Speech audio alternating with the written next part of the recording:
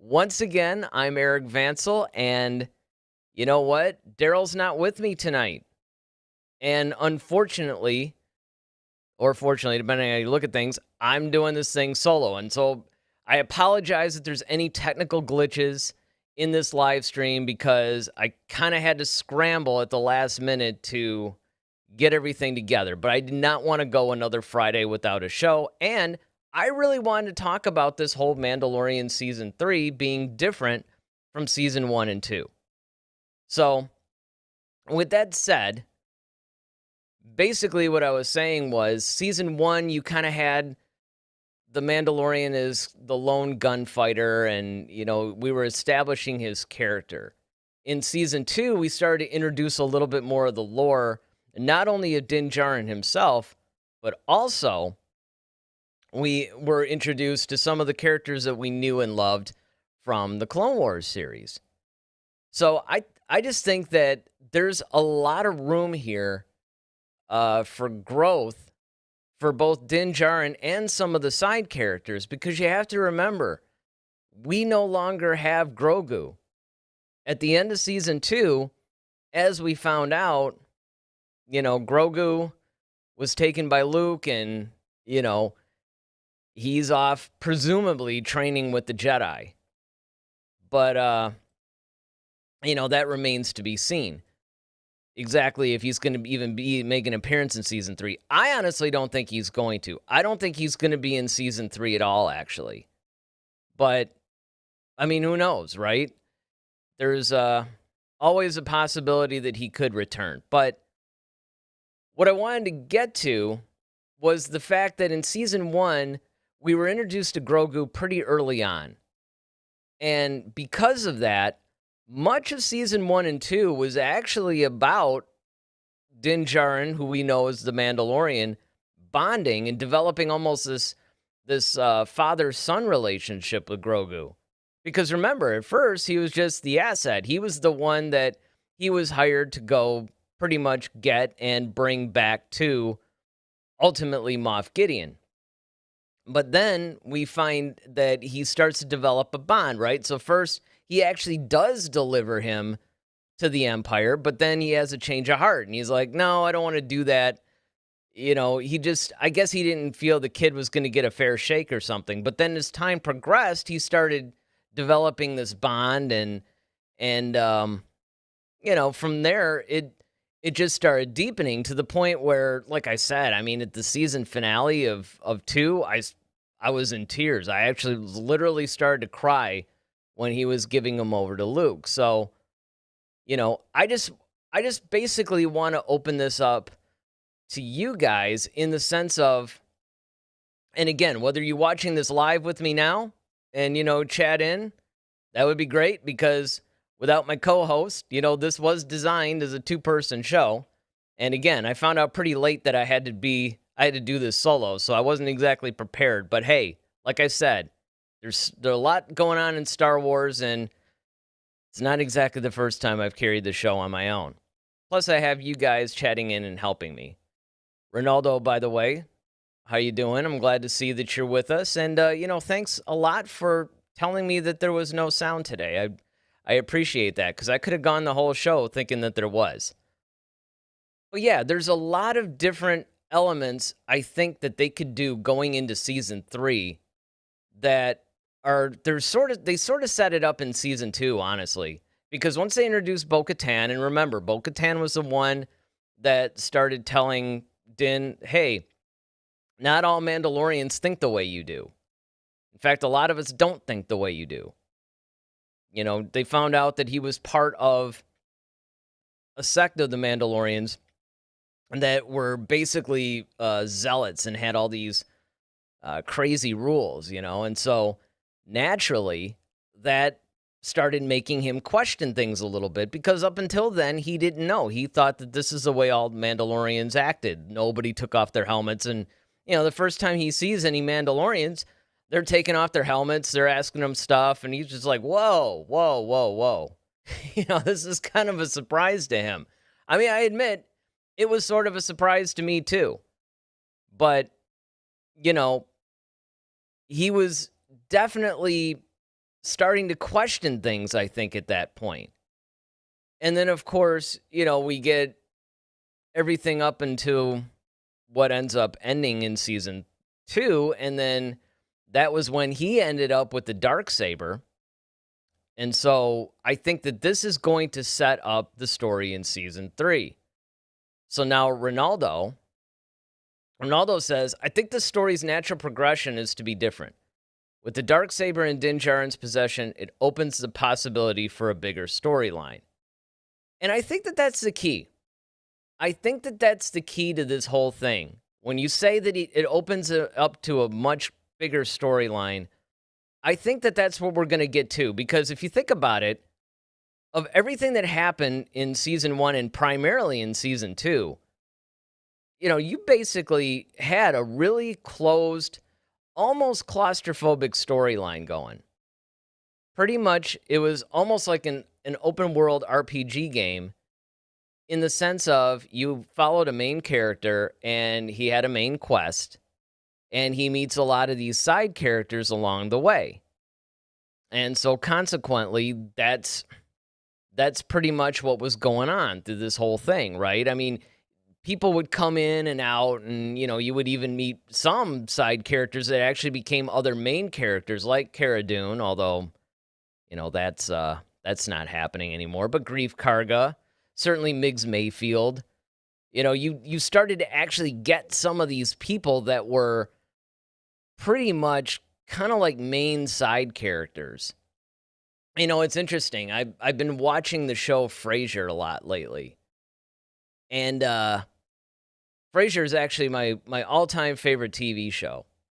And when I was watching this, one of the things that I always say about the show is the fact that every single one of the characters, no matter how, whether they're the primary characters or whether they're, maybe they were in it for one episode, they all made such an impression, and they're all so well developed and well written that you could literally make a spin-off series on any of them. And I think that in a lot of cases, this is true for The Mandalorian as well. If you think about it, they're starting to do that now, actually. Because, we had Ahsoka. I don't count Ahsoka because Ahsoka was not actually introduced in The Mandalorian. I mean, she was introduced in live action, of course. But, look, we've known her since the Clone Wars days. So it was nice to see her in live action, but even though she's getting her own show, I don't necessarily count that because, that's an already established character. I'm talking about any characters that were introduced in The Mandalorian. You had Cara Dune, who before the whole Gina Carano thing was going to appear in a number of the series. I think she was going to be in Ahsoka. She was definitely going to be in Rangers of the Republic. So that would have been kind of cool. But again, I think that when you really stop and look at the direction of where this show is going, it's at a very critical point right now. And I think that that's one of the things that I wanted to talk about with you guys, is the fact that we're at such a critical point because the show started out good, and as soon as Grogu, or as the world came to know him, Baby Yoda, was introduced, boom, instantly, the whole world caught Baby Yoda fever. And it caused such a stir and such a boost in popularity that, I'm afraid that it somewhat artificially inflated the fan base of the show. And by that, I mean that, as long as he's in it, as long as Grogu's in the show, everybody's going to be all about it because they want to tune in and see what he's going to do next. As soon as word gets out that he's not in the show anymore, and it becomes a little bit more, shall we say, Star Wars-y, people might bail on it at that point. And that would actually be unfortunate because it really is a good show. Now, I do think that people understand and realize, hey, this is a really good show. We're going to keep watching. I personally don't think that the lack of Grogu being in the show is going to hurt it that much. Because I think that the fan base can handle it. I think that there's enough to see, and particularly if they keep doing the kinds of stories that they're doing, I honestly think that the show is going to have a very bright and healthy future. Now, again, I don't know how many seasons this show is supposed to go. That's the big thing. It really depends. How many seasons do they want to do it? Is it kind of an open-ended thing? Do they are just like, well, you know what? As long as people are watching, whatever.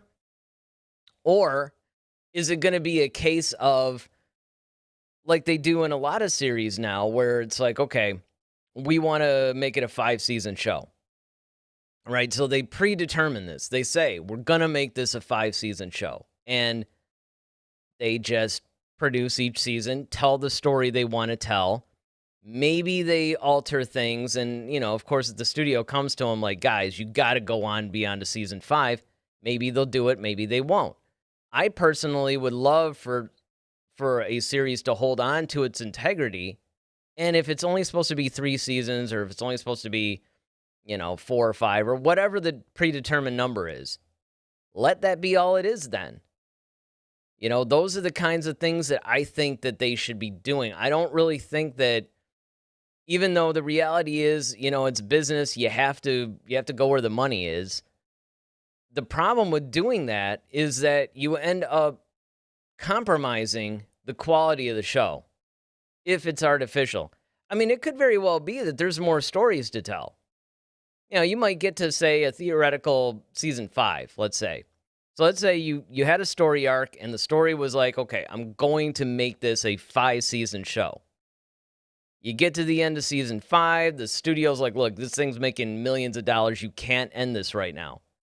And you might look at it and go, we were going to end it, but there are a number of different directions that we can take this thing. So let's give it a shot. Now, conversely, there's other shows where the opposite has happened. And I'm thinking in terms, really, the Clone Wars here.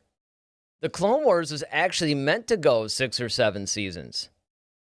But because of the sale of Lucasfilm to Disney, that ended up ending prematurely, and we got that sort of half-produced season 6 or whatever. Now, fortunately, Filoni came in and rectified the whole thing with a season 7. But, we almost didn't get it, guys. So that goes to show you that this whole thing could really go either way. And I think when you're talking about The Mandalorian, particularly in, what could be a season 3 that can really go in almost any direction. And I think that part of the problem is, do they have it defined? Where does the Book of Boba Fett play into this whole thing? That's where I'm thinking, this could go. So let's see. Ronaldo basically says, Din Djarin can't really be a bounty hunter anymore. He's the next Mandalorian ruler. He needs to deal with that.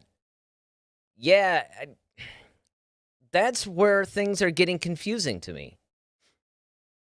Because I don't know about you. Now, don't get me wrong, I thought that this was a really, really cool twist in the whole plot, right? Din's like, look, I don't care about this Darksaber thing. As soon as I'll get it for you, and then you can have it, and we'll just kind of go on our separate ways or whatever. Because he wasn't really committing to helping retake Mandalore or anything like that. But he was like, you know what? Cool. Fine. I'll help you get the thing. Then the whole big twist comes where it's like, I mean, you won it fair and square in battle, so guess what? Now you got to be the one that rules and all this other stuff. And of course, this put a whole crimp on bo-katan's plans. So what I'm hoping for here in what we see in season 3, I have to point the right way. Pretty much, this is what's really big and what's really open-ended to me, is the fact that they could actually go in so many different cool directions for season 3. Because you have a situation where the way they left it off in 2, they didn't really show you too much of how I guess like an epilogue per se, right? Kind of how they ended Rebels. I mean, Rebels ended, but then you got that little epilogue where they showed a bunch of scenes where, even if you didn't really totally understand, you kind of knew the context and where things were going and what was going to happen. I mean, that was just crazy, right? But in season 2, it's like, okay, Moff Gideon's captured. How's that going to work, right? Now Din Djarin is the rightful ruler of Mandalore. Now he's got the Darksaber.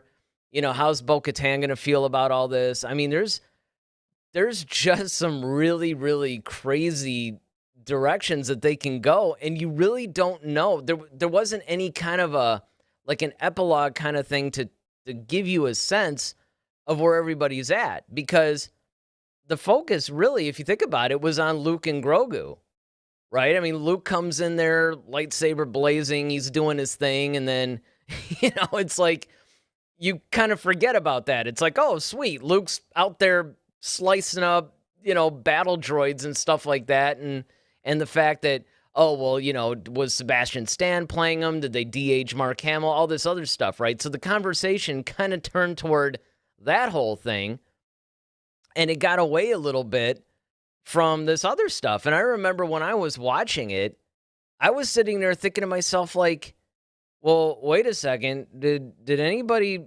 remember that there's this other whole big chunk of stuff that's happening? I mean, don't get me wrong. I was caught up in the whole Luke Skywalker fever too.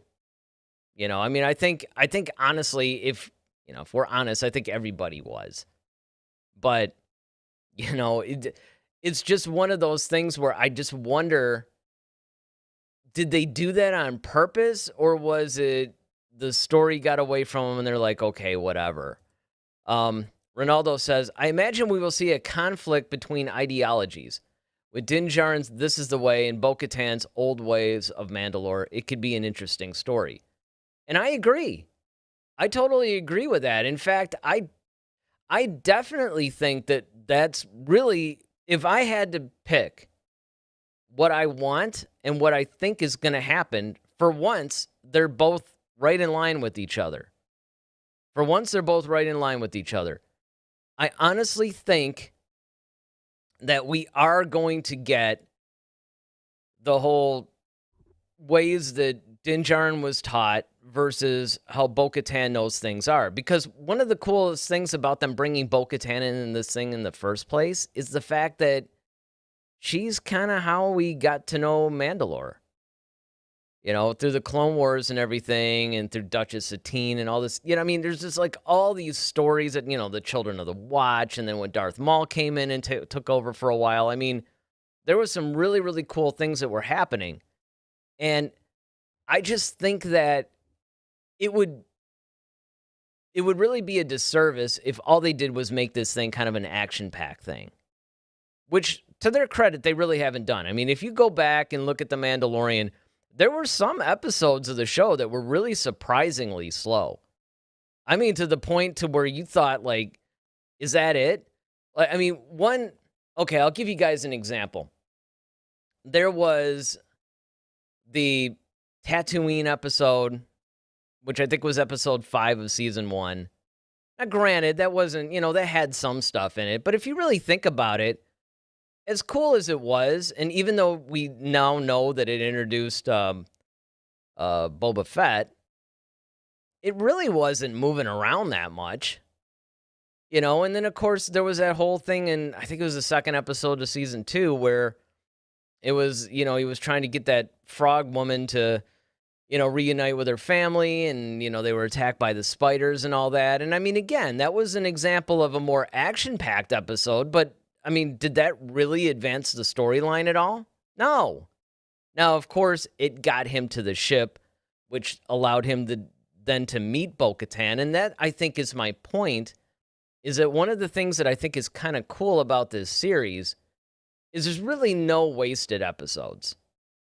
You do get some things to where you question, or, maybe they're, particularly in season 1, where they may have gotten a little bit away from what you would think the storyline would be. But in all actuality, though, that wasn't the case. And this is something that I brought up in previous shows, too, where it's like, you know what?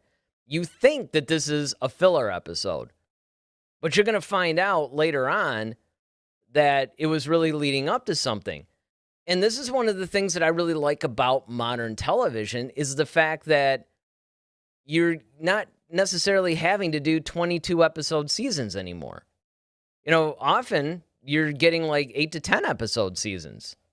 Sometimes less, sometimes a little bit more, but generally the 8 to 10 episodes seems to be a sweet spot for a lot of shows, particularly the streaming shows. And that's great because what that means is you're not sitting there thinking like, great, I got this really cool story, but I got about like 8 to 10 episodes and we got to fill up 22. So then you start coming up with some other stuff. And, I always go back to 24. You guys remember the show 24? It's actually one of my favorite shows of all time. But man, there were so many episodes where you're just like, could we please get back to the main storyline? I remember there was one, I think it was like season 4 or something, or 5, somewhere around there. And, they progressively got better as the seasons went on. They peaked, in my opinion, at season 5. I mean, season 5 of 24 to me was just mind-blowing. Perfect example of what TV could and should be. And it was really, they were one of the first ones where it felt more like a movie. It felt more cinematic to me, which is really what we're getting nowadays, right? Like every TV show now feels like it's a film. But at that point, I remember there was like 2 or 3 episodes or something. Because remember, that show was supposed to be in real time. And all you saw was Kim Bauer, Jack Bauer's daughter, played by Kiefer Sutherland. And who played the daughter? Alicia Cuthbert. That's who it was. I kind of had a crush on her for a while. But yeah, all you saw was her like running around the woods for probably like 2 episodes. And at first it was kind of cool. Okay, put her in danger. It's going to distract Jack or whatever. But eventually you're kind of like, really? I mean, there's all this stuff going on, and this is what you're showing me? Like an hour of some girl running through the woods trying to run away from bears or something? I mean, come on. This is so stupid. And that was one of the problems, I think, when you have to fill up so many episodes, is the fact that, you run into this thing to where you have to expand the storyline. But see, with The Mandalorian, what's really cool about The Mandalorian is they don't have to do that. They don't have to do that because you're only running 8 to 10 episodes. And because of that, and each one, and that's another thing, by the way, each episode's only like 25, 30, 35 minutes. I think this past season, too, we got a lot more 40-minute episodes. And one of them, I think, even got to 50. But the point is, there's really no wasted time in this show. And I really appreciate that fact. Ronaldo says, do you think they will use the whole Mando, go do this for me if you want my help again? I think they use that a bit too much. I think the audience can be like, not this again. That could actually be kind of like a Kim Bauer running through the woods moment, right? Where it basically has the ability to get a little bit stale. But on the other hand, though, and this is the thing, and this plays, by the way, Ronaldo, into your next comment where you're saying maybe change the formula to something else. And I can relate to that because sometimes shows tend to fall into the trap of getting a winning successful formula that's working for them and repeating it ad nauseum until it's either goes stale or the audience gets sick of it. But here's the problem with the comment as it relates to this particular show. You have to remember that this show is basically based on the Westerns, right? The lone gunfighter type of theme. And it's not so much the Westerns as in the John Wayne type Westerns, although there are aspects of that. It's really more the Sergio Leone ones, like your Clint Eastwood ones, the good, the bad, the ugly, fistful of dollars, that kind of thing, right? Where you have a lone gunman and he's kind of going from town to town, and maybe he has a mission and he just ends up on a lot of side quests, which is sort of what we got, particularly in season 2, I think. But, they tried to do the whole thing with David Carradine's Kung Fu back in the 70s, where they spun the whole lone gunman thing on its ear by making him, a Kung Fu guy. But it was basically the same thing, right? He would go into a new town, there'd be a problem, or, somebody would come up to him, hey, could you go to this town? Somebody needs your help. Okay, yeah, fine, pay me X amount of money or whatever. And then, of course, they get caught up into the whole conscience of the thing, where it's like, well, I know you don't, this is one of those things too, right? Where it's, well, I know you don't have a whole lot of money, so I'll tell you what, I'll help you because I'm a good, kind guy or whatever. That's generally the traps that they fall into.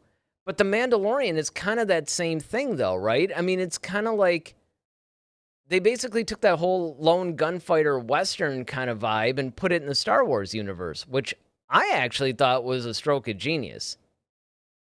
Because, again, and this is something that I've been wanting them to do for a while. And if anybody's watched this show for more than 2 or 3 weeks, you've heard me say that I want Star Wars to move more into exploring genres, not just story arcs, but actual genres. Why can't we get a horror movie based in the Star Wars universe?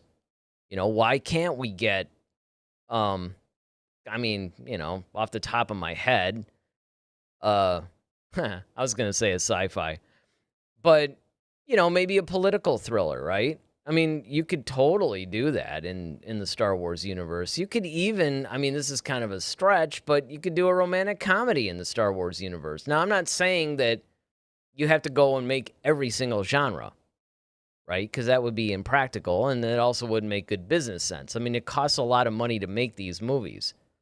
But my point is, you could start to explore that, particularly since they're doing a bunch of TV shows now.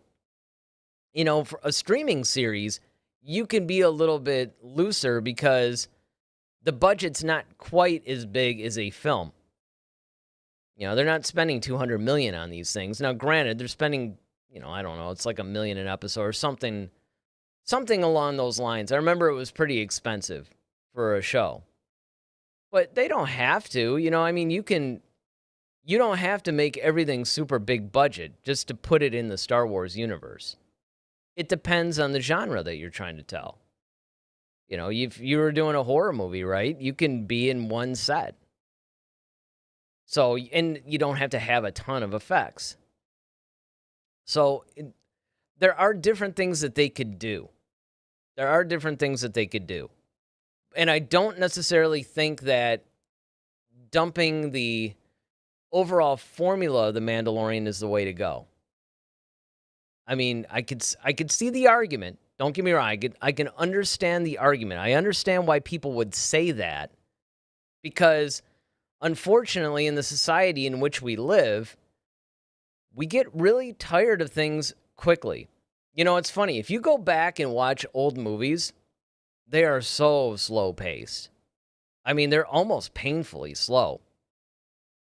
And it's like, if you look at the editing style and things as movies progress, but especially now, things are such quick cuts and, stories are told in a rapid pace and everything like that because, as a society, we no longer have patience for anything. We want everything right now.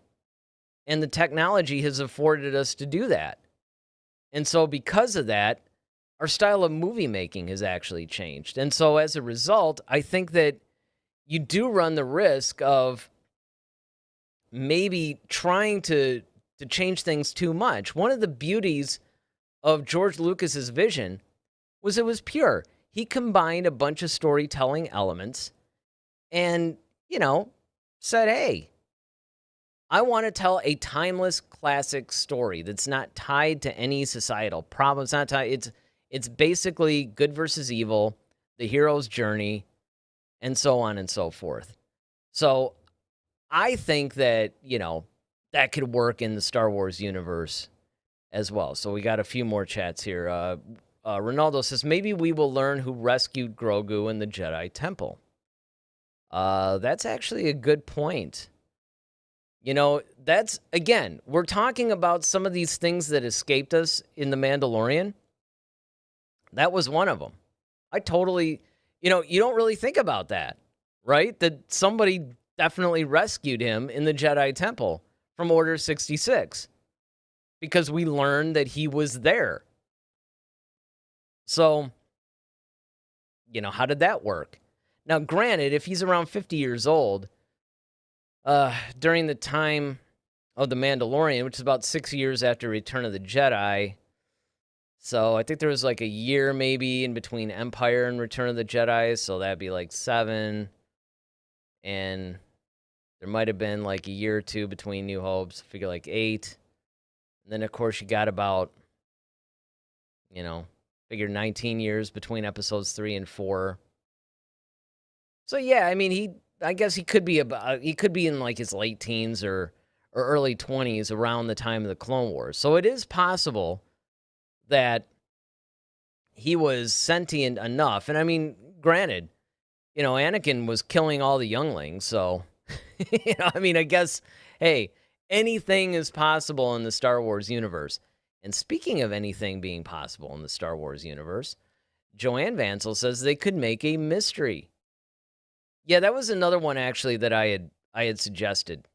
The 3 big genre jumps for The Mandalorian were basically, I wanted to see a Star Wars horror film. I said The Mandalorian, I meant Star Wars. I wanted to see a Star Wars horror film. I wanted to see a political thriller, and I'd like to see a mystery. I think that those are the big 3 that would work in the whole Star Wars universe, without being silly. I mean, the romantic comedy thing is a little, you could do it though. I mean, you could do it. I mean, if you think about it, I mean, this is a stretch, and I'm not saying don't start disliking the video or throwing a bunch of stuff in the comment section here. But they could have turned the whole Anakin Padme scene in episode 2 into an entire movie based on their relationship and them falling in love. Like a Nicholas Sparks meets Star Wars kind of thing. They could have done that. I'm not saying they should. In fact, I would argue they probably shouldn't have even done what they did in episode 2. But you could do it. All I'm saying is you could tell any kind of story you want and put it in the Star Wars universe, and it'll be fine. And you know why it'll be fine? It'll be fine because, unlike straight up science fiction like a Star Trek or something like that, Star Wars is, being a sci-fi based fantasy, it's really more macro than micro. You know what I mean? It's kind of like, I don't know, how do I want to put this? See, this is where it always helps when Daryl's around from bouncing stuff off. But it's kind of got this, it's like outside of anything, right? It's outside of any time. It could fit anywhere. So naturally, you can fit any genre of film. You could do a film noir, like a hard-boiled detective mystery or something. The whole Mickey Spillane's Mike Hammer or something like that. You could do that. You could actually tell a procedural, like the crime dramas, right? Like you could do a Law and Order, but in Star Wars. I'm not saying you should. Again, don't start hitting the dislike button or, typing away in the comments. I'm not saying that you should. I'm just saying that you can. I'm saying that Star Wars is open enough that you can do it. And that's where, brings me, of course, to the whole Mandalorian thing. Is that with the Mandalorian, you can go in any direction. They've already brought in different stuff. I mean, it's not strictly a straight-up Western here. The Mandalorian actually has a lot of different influences. There's a lot of samurai-type movie influence in there, too. There's been a lot of other stuff. I mean, there's been some heavy drama. I mean, that whole scene where Miggs Mayfield is talking to that fellow Imperial, and you could just, and just the drama behind what he was going through and stuff like that. I mean, I thought that was great dramatic acting on Bill Burr's part. The Mandalorian is actually, I mean, when you think about it, we only have, like, what was each season, like 8 episodes or something? I mean, we only have 16 episodes, but what great storytelling in those 16 episodes. It's fantastic. And that I think is where the future of Star Wars lies too. on Monday's show, this is a little preview. We're going to talk about how they may be bringing Darth Revan into live action. He may be making an appearance in The Acolyte or maybe Ahsoka or something. You have to watch Monday to find that out. But, there's all kinds of different things that they could do within the Star Wars universe. And again, I can understand maybe not doing it in the in the movie universe pretty much because you do a movie, even if you do one every year, I mean that's a lot, right? But if with the TV series thing, all these shows that they're doing, you can easily experiment a little more. And I think that that's really what it comes down to. Now, you can look at The Last Jedi and say, well, The Last Jedi was a failure, but it was an experiment. And a lot of people really loved that movie. I mean, I really enjoyed it. Yes, I know there were problems with it, but I thought that it was a successful experiment. I thought that there were some problems that took me out of it. For instance, the Marvel humor. I wasn't really... It almost reminds me... I'll tell you what it reminds me of. It reminds me of when bands, and I've said this on the show before too, when bands they'll abandon a sound that they created only to chase another sound that is being done by every other band. I cite Metallica as the biggest example of this. There's numerous bands that have done this, but they were the big ones because they actually created a sound. I mean, they were one of the founders of thrash metal, right? And their particular brand of it, they created a sound. And anybody that tried to rip them off just didn't sound like them. And even if they got the sound, they didn't get the songwriting, they didn't get everything that makes them what they are. Instead, Metallica ended up chasing the more grungy modern rock sound. And unfortunately, when that happens, it leaves a gap, right? Now that Metallica abandons the sound they themselves created to chase a more generic sound, well, now there's no more Metallica music, at least as done by them, right? I mean, people can replicate it, but it's not the same thing. And that's what I think started to happen with the whole Star Wars thing, particularly The Last Jedi. They wanted to chase the Marvel humor, and they wanted to do, let's bring the social justice thing into it, and let's do all that stuff. No, that's not the place for Star Wars. Star Wars is a place for things like The Mandalorian, for instance, right? So Ronaldo says, Anakin's love dialogue is actually really comedic. Nobody talks like that to a girl without getting slapped in the face. Yeah, it was kind of goofy, actually. I mean, I think that that's the biggest problem that the prequels suffered from, though. If you really stop and think about it, the biggest problem the prequels had was the dialogue. I mean, you can also point to the wooden direction. Well, I mean, the direction that they were getting from George brought about a more wooden performance from the actors. Very stiff, very monotone. There wasn't a lot of life. If you look at the original trilogy and then watch the prequels, and then maybe even watch the original trilogy again, right? Watch them back to back. You will notice that the original trilogy just had more life. It had more life in it. That's the best way that I can describe it, is that it felt more alive. And the prequels felt more stoic, more rigid. And that's because George is notorious for not being able to get a good performance out of actors. He's not an actor's director. Now, I know he did direct A New Hope. I get that. But he was able to succeed in that because it was so new to everybody. There were no expectations. You got to remember, by the time the prequels came out, it's like, everybody had like these expectations of what Star Wars should be. And that's why you get the, George Lucas ruined my childhood comments. Ronaldo then goes on to say, I would like Mandalorian movies similar to Zack Snyder's 300. Yeah, that would I could see that. I could see a Mandalorian movie definitely being made in the style of 300 because there's there's a similarity to all this stuff, right?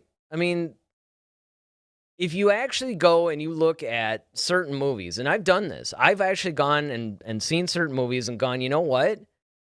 Man, if they made a Star Wars movie in this style, how cool would that be? You know, that's the thing. I mean, once again, Star Wars, again, I'm going to make a music analogy, so everybody buckle up.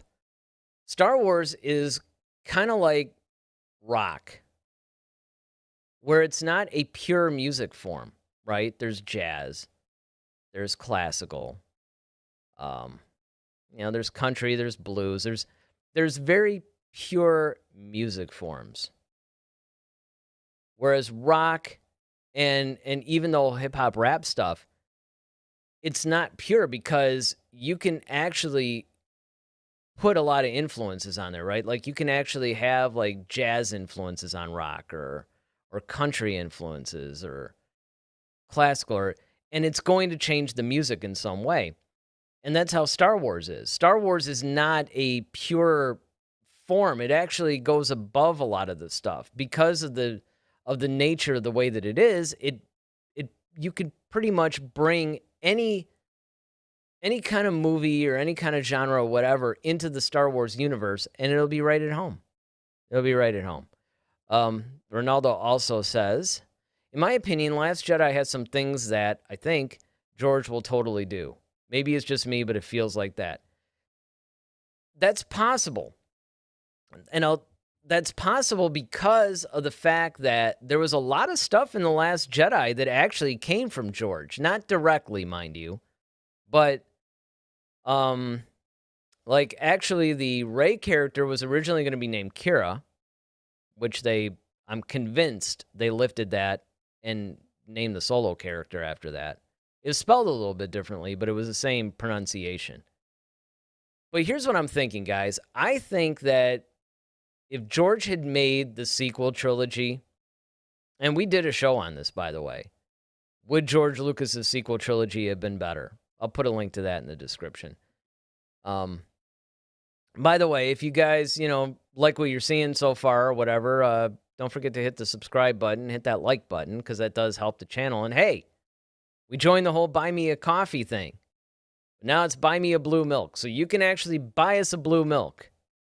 That's a really cool little donation way, and that helps keep us going. It helps offset expenses because, doing 2 shows a week, the costs kind of add up. So if you guys, hey, we love you either way. But, if you feel so inclined, click the link in the description and buy us a blue milk. It'll help us out. But I think that if George had actually made the sequel trilogy, people would have been complaining about that too. Ronaldo points out that, for example, Canto Bight reminds me of the restaurant scene with Obi-Wan and Dexter in episode 2. Yeah, I could see that. I can't argue with that, definitely. But the problem I have with the Canto Bight scene, I'll tell you what it is. It's not even so much. The Canto Bight scene wasn't a problem for me because of the fact that, Finn and Rose went off on something. I could live with that. They just handled it wrong. That's the problem. I've always been whining about the Canto Bight scene. I constantly say that I hate it. I cringe every time it comes on. And it's mostly because it was somewhat of a waste. There were wasted opportunities. Benicio del Toro was wasted in it. Not like high wasted, but wasted as in, well, you guys get the idea. But the problem is, then they also brought the whole like social justice thing, like, oh, we got to save the space llamas and the children, and and making this whole like social commentary thing and it really didn't fit. It was so obviously forced. That was the problem. And it just, it shifted the tone of the movie, and it was unnecessary. And then, of course, they shoehorned Maz Kanata into the scene leading up to it, and there were just so many things that were wrong about that scene, to be honest. But again, and I know there's some people that I've talked to, believe it or not, that's their favorite part of the whole movie. So that's the beauty of being a Star Wars fan, guys, is that we all like different stuff.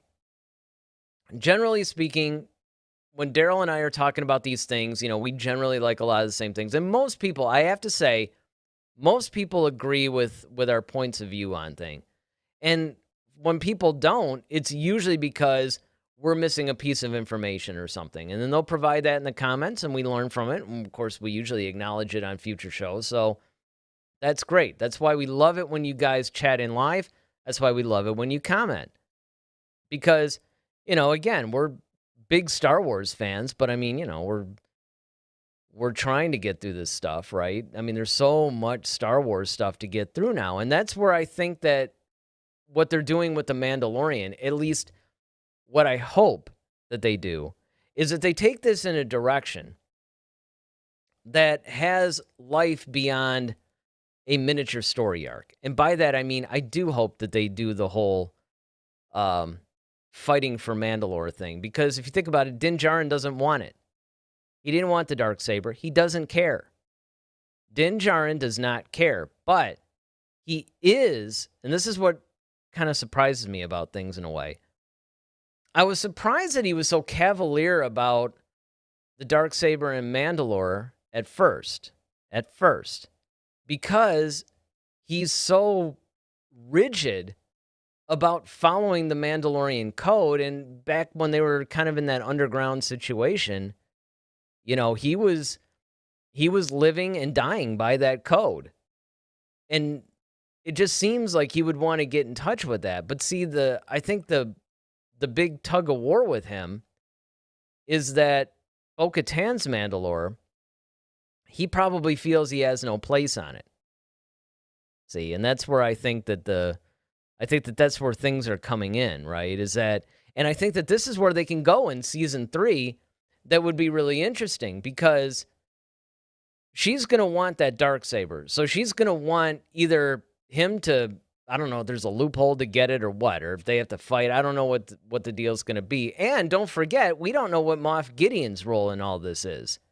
I mean, he's not just giving up. He lost it, but I think he's going to be, in a lot of ways, because I do think he's going to be in custody. I don't know what to see. But I think that what's going to happen is he's almost going to be like a Hannibal Lecter thing, right? I think that Din Djarin, maybe bo-katan, some people are going to visit and talk to Gideon because maybe he has some information they need. But I think what's going to happen is Gideon's going to try to get in their head. And he's going to try to, spin things. And he's going to try to turn Din against bo-katan and bo-katan against Din. And I think that that's where they're going to go. And that's where they need to go. They really need to explore this whole Mandalorian thing and the fight for Mandalore and all this stuff. They really need to get into that. But again, we're only assuming that Grogu's not going to be in season 3. We really don't know. I mean, you never know. He could make an appearance. We don't know if Luke will make an appearance. We don't know if Ahsoka's going to be there. I don't think so because I think that Ahsoka was in that one episode simply to spin off her series. Because I think that that's the other main thing that Lucasfilm is using The Mandalorian to do, and that is to seed out and launch a bunch of different series. Ronaldo says, I wonder if we will get confirmation that clone was actually Snoke. Yeah, I know. See, and you're bringing up another really cool thing here where there's all these things that they mentioned in The Mandalorian that just kind of blows by people, right? Like they cause a little bit of a stir and a bunch of YouTubers go crazy and make videos on it for like a week or something, and then everybody forgets about it. That was one, I'll admit, I forgot about it. I mean, I think it was. I mean, who are we kidding, right? I mean, And remember, this is Filoni and Favreau we're talking about here. I mean, these guys are like hardcore fans that they're just as big of fans as we are. And I think that that's the reason why the show is so good. Because they love the show as much as we do. They love Star Wars as much as we do. I mean, of course they love the show as much as we do. They make it. But I also think that the Book of Boba Fett might play a little bit into that too. I think we're going to get some answers there. I think that there's going to be a lot of things that they're going to have to do. They're going to have to tie up some things that they started in season 2 and either take them to their next logical conclusion or wrap them up and move somewhere else. Because, first of all, here's another thing, guys. We don't know what Cara Dune. We don't know. I mean, obviously, they're not recasting her, so they're going to have to write her out somehow. We don't know how they're going to wrap that up. What about Grief Karga? Carl Weathers, I think he even directed an episode of The Mandalorian at one point. But his Grief Karga character is really good. And I mean, I honestly hope he gets more to do in season 3. I really do. Joanne Vansel says, if I started watching now, would I understand or be totally lost? Well, here's the beauty of things being on Disney+. The show's on Disney+. You can start at episode 1, season 1, work your way all the way to the end of season 2. It's basically a show that's been going on for 2 seasons, and that's it. Everything you need to know is contained in the show. I mean, granted, you watch the Clone Wars, you get a lot more out of it, particularly with season 2. Because season 2, not only are they bringing in a ton of Clone Wars era characters, but they make a lot of references to things. But again, one of the things I love about Star Wars now is that you don't have to be that super fan that watches every little thing. Now, I will say that Daryl and I did a couple of weeks ago when we did our show, and somebody wrote in, I think it was on the Clear Your Mind questions, where somebody was like, if they were just kind of a casual fan, they're looking to get deeper into Star Wars or whatever, it's like, how would they do that? And the answer is quite simply this. You watch the movies, watch the Clone Wars, watch Rebels, watch The Mandalorian. That's a lot, but at the same time, it will catch you up on anything that you need to know. There's other things that are cool, but they're not necessarily like you have to watch it. And I mean, honestly, look, there's people out there that they watch the movies and that's good enough for them. It just depends on, speaking for myself, ever since I was a kid, I was just fascinated by this world, right? I mean, I love the world of Star Wars. This universe that George Lucas created really spoke to me in a way that none of the other franchises ever did. I mean, I was a Star Trek fan from the time I was a little kid, too. In fact, I actually thought that the original series was in first run. I didn't know what syndication was at like 6, 7, 8, 9 years old. Who does, right? I just see this show on. It's coming on every week.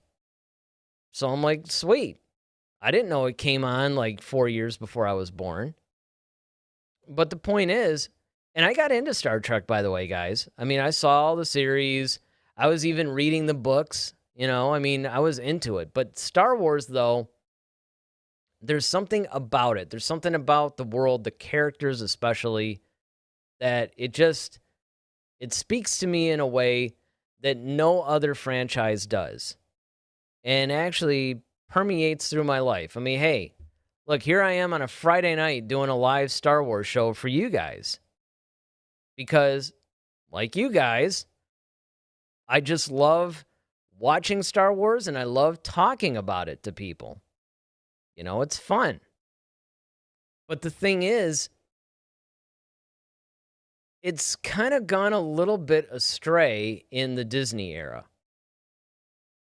And there's a lot of people that argue either way, though. There's some people that go, well, you could say the same thing about Lucas with the prequel trilogy. And yeah, you could. I mean, I wouldn't argue with it. I mean, if you really want to be honest, it was really Revenge of the Sith that was the prime prequel movie. I mean, I love the other two, but Revenge of the Sith, I'll admit, is probably the best of the prequel films. And it's kind of what you wanted before. I have always argued you didn't need the Phantom Menace. You could have started at episode 2. Make episode 2 episode 1, and then make episode 3 episode 2, and then make another episode 3 that would actually be now Vader's in the suit. He's carrying out Order 66. He's getting used to, he realizes that Palpatine lied to him. So Palpatine lies to him, technically kind of betrays him, and now he's got to contend with that. And they've addressed this in a lot of the books. Lords of the Sith. Lords of the Sith is actually one of my favorite Star Wars books because it deals with that relationship between Vader and Palpatine and shows a little bit about what happened after Vader got in the suit.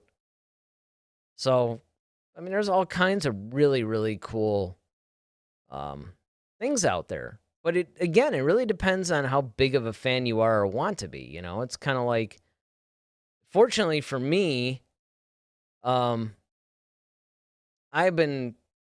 never really lost touch with it, right? So I was a kid, I saw the movies, and I was 13, I think, when Return of the Jedi came out. And then that was 83. And between 83 and like 91, there was nothing. I mean, yeah, you had the Ewok Adventures and all that. And that I really didn't, I checked it out, but I really wasn't into it. I didn't like it. But then Timothy Zahn came along and wrote Heir to the Empire, Dark Force Rising, and The Last Command, which were novelizations of what he imagined episodes 7, 8, and 9 to be. And that launched a whole craze in the whole Star Wars fandom. It actually reignited Star Wars fandom again. And I was right there. I mean, as soon as I found out there were Star Wars books coming out, I'm like, oh, sign me up, right? Went out and started reading them. Now, for a while, it was pretty easy to, new book came out every 3 or 4 months. But then you started getting a bunch of authors being licensed to do it, and now they're starting to, spit out books every 5 minutes. Did I read every expanded universe book? No. I read the ones that interested me or that I felt had some interesting information.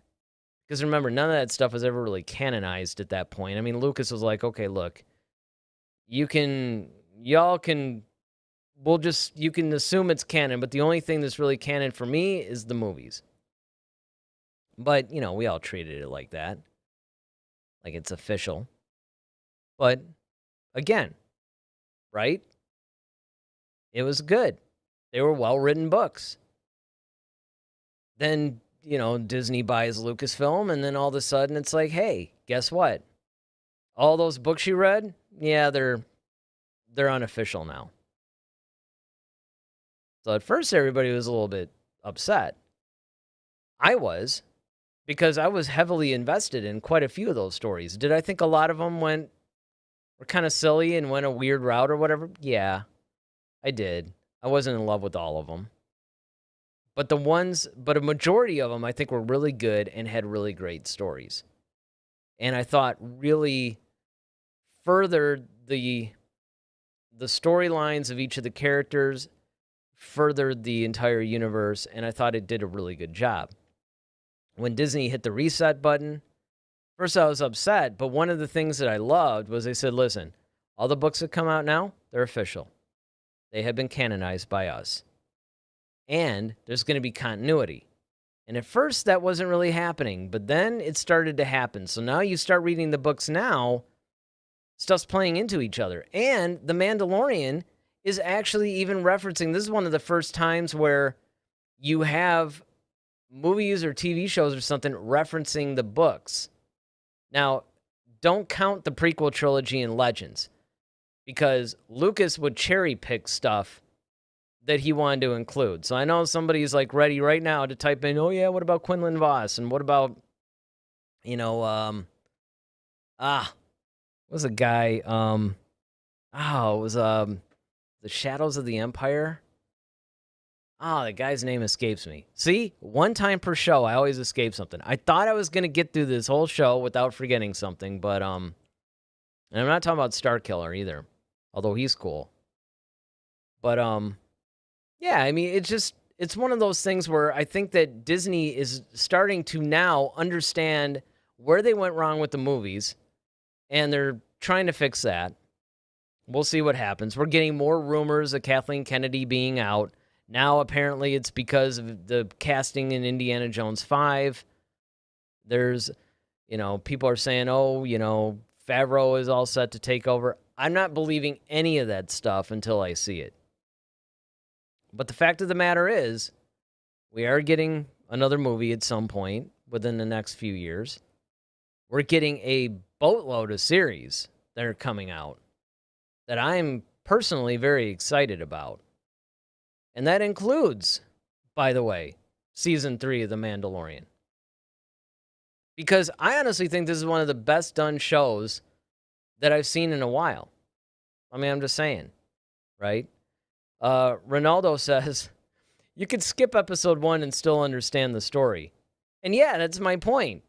That's exactly my point. Is the fact that if you just didn't watch it and you started at 2, you would perfectly understand the story. Perfectly. And I think that's part of it. Joanne says, is there a comic dedicated to the series? No. There's supposed to be, but there is not. And that's not the way that you would be able to understand The Mandalorian anyway.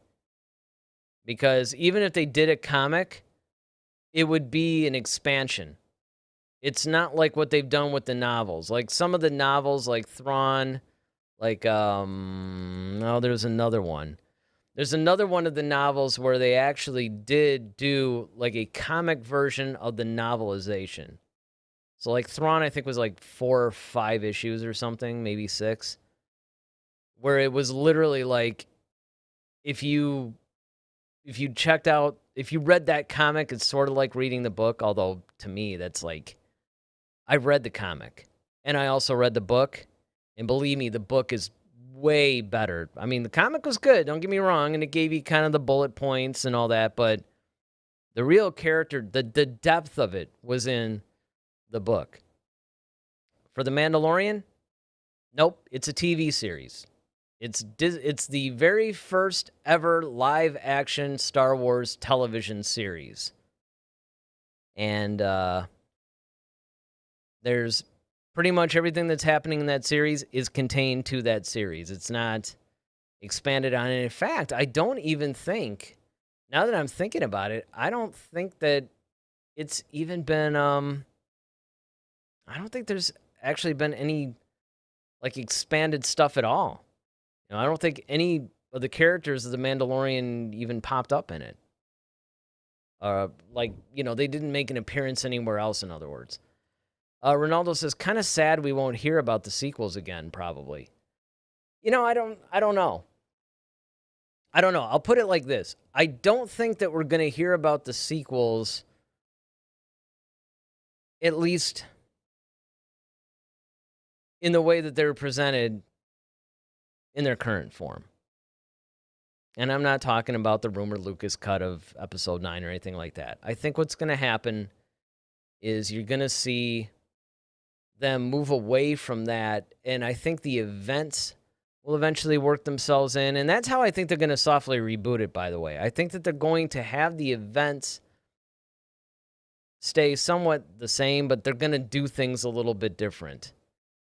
Because if they keep this going for like 10 or 15 years, but then again, here we are 40 years later and we're still talking about the original trilogy, right? So, but then again, everybody loves that. So it's going to be weird. I mean, the problem is that around the time the original trilogy was there, those Star Wars stories were all we had.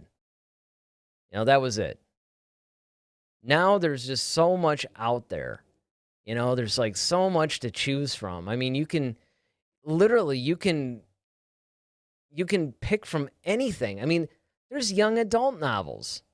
Some of them are fantastic. I think Lost Stars, which is still my favorite Star Wars book of all time, because it was actually, and that, by the way, falls into the whole romantic, well, it's not really a comedy, but that whole like romantic thing. I mean, that Lost Stars would make an amazing movie, right? And it's for those of you guys who are unfamiliar with it, it basically follows two teenagers, guy and a girl, and they basically have this dream because they're on a planet, and the separatists are doing their thing or whatever, and I think that planet was like taken over or something like that, and then of course the Republic eventually turns into the Empire because of Episode 3. And then what ends up happening, and this is what was really cool to me, is that they see the Empire as the liberators. And this is where I think, tying it in, because a lot of people that are watching the show, they see the title of this, and then they see us going off on tangents, and they're like, what's going on? I thought this was about The Mandalorian Season 3. It is. But remember, this is a general Star Wars discussion here. That's why you don't see any jump cuts in these videos, because it's actual live discussions. I might actually start making actual videos, though, like little shorter ones, like 5-10 minute ones, about certain subjects, just for people who, maybe tune out because they're like, oh, this thing's like 2 or 3 hours long. But anyway, so they see this whole thing as the Empire are the liberators. They're the good guys, right? Because they're the legitimate government. And so these two teenagers had this dream of joining the Empire. And so they do. But the guy, because he's going off on different missions and stuff, he ends up seeing the not-so-savory parts of the Empire, and he starts to question, like, hey, are we really fighting for the right side? And, of course, she's all like, yeah, she's one of the flag-waving, patriotic loyalists to the Empire. And it was really cool because what ends up happening is they start to tell the story of the original trilogy, but through their eyes. And it's funny because, you get to know all these people that are on the original Death Star. I mean, these characters are really fleshed out. And then when you read that the Death Star was blown up, now you start to go, oh, man, and you think of the people that were lost. That was one of the things that it really humanized the Empire, that they're not just all these, like, bad guys, right? That it's not just, the black hats versus the white hats. That these are humans that are actually thinking they're doing the right thing. They don't know Palpatine's plan. They don't know about Vader, really. They, for all they know, the rebels for them are like a terrorist group. So it really shows you, too, a lot about perspective, because when you read a lot of events that we know of in the original trilogy, but through their eyes, it kind of seems like, yeah, the rebellion are the bad guys. And it just keeps going that way, and it follows through Empire Strikes Back, Return of the Jedi, and a little bit after that, and, how the guy ends up joining the rebellion, and then they have to face each other in battle. I mean, it's a great, great book. And it's very emotional. It's very well written. It instantly made me a fan of Claudia Gray's writing. Instantly. And to this day, any Star Wars book that has the name Claudia Gray attached to it, I read it immediately. That woman knows how to write Star Wars like even the great Timothy Zahn can't match her. And, Zahn, to me, I mean, he's the guy that established the whole thing. But I hate to say it, but not even he's as good. Claudia Gray just knows how to do it, knows how to write it. But that's where I think, in starting to wrap this stuff up, starting to lose my voice, and I didn't get any water this time, guys. That was my fault. Like I said, a lot of this stuff, Daryl will be joining me on Monday. All will be right with the world again. But again, I could not do another week without a show. Last Friday, we were actually supposed to do the show last Friday, and what ended up happening was, I got the second vaccine shot, and it totally messed me up. So I was laying on the couch in the studio going, we really need to do this show in like an hour. And I finally just called Daryl and said, dude, I can't do it tonight, man. This is just, I can't. The show's going to suck if I try to do it. Ronaldo says, oh, and I ended up reading like 4 chapters. Let me actually put the comment before that preceded this. He says, I remember reading Lost Stars at 12 at night. I had to go to sleep, but I was like, I'll just read this 1 chapter before I go to sleep. Yeah, exactly. That's actually how I am with a lot of those books. You know, where you get into it and you're like, okay, I really should be going to bed right now, but you know what? Let me just get 1 more chapter in. Yeah, let me just get 1 more chapter. And then, of course, something like spectacular happens in that 1 more chapter, and now you got to read it, and, you know, it's just, it's cool, though. You know, those books are really good, man. I mean, I have to say, I love the new canon books. Love, love, love them. I can't actually think of anyone. Well, there was Chuck Wendig's Aftermath. The trilogy was great. The first book, though, which is just called Aftermath, is really hard to get through. The story was good. Had some good characters into it, but just the writing, I don't know. But then Life Debt and Empire's End, phenomenal. By the way, I recommend those too because there's a lot of things that they're referencing, particularly in The Mandalorian. Oh man, I knew I was going to forget the guy's name. Voth. The guy that pretended to be Boba Fett in the first episode, his character was actually from Aftermath. So, yeah, they're actually pulling from the novels into these shows, which I think is awesome. That's the kind of thing I've always wanted to see from Star Wars. You know, bring in the characters that you guys are writing in these wonderful books and bring them into the movies, you know, have them interact with some of the characters or maybe expand on the stories or something. You know, but I think that's pretty much going to wrap up the show for me, guys. Like I said, starting to lose the voice, and I want to be in prime shape for you guys on Monday. So, but you know, thanks for chatting in, Ronaldo, Joanna. It was great to hear from both of you guys. You know, it was a great conversation. And then again, for those of you guys who are maybe watching, you're not chatting in, feel free to leave something in the comments section. You know, let's keep the discussion going. Make sure you hit that like button, hit the subscribe button, hit the notification bell so you'll know when we're going on live. Although I will say we go live every Monday and Friday at 8 p.m. Eastern Standard Time or Daylight Savings Time. And, you know, we do these shows weekly. We're going to have some more stuff up pretty soon. You're going to want to hit us up at Head to Head SW on Facebook, Twitter, or Instagram. We love to get you guys' pictures on Instagram. They're hilarious. I love the Star Wars humor stuff. We also have a Facebook group, Head to Head Star Wars Community.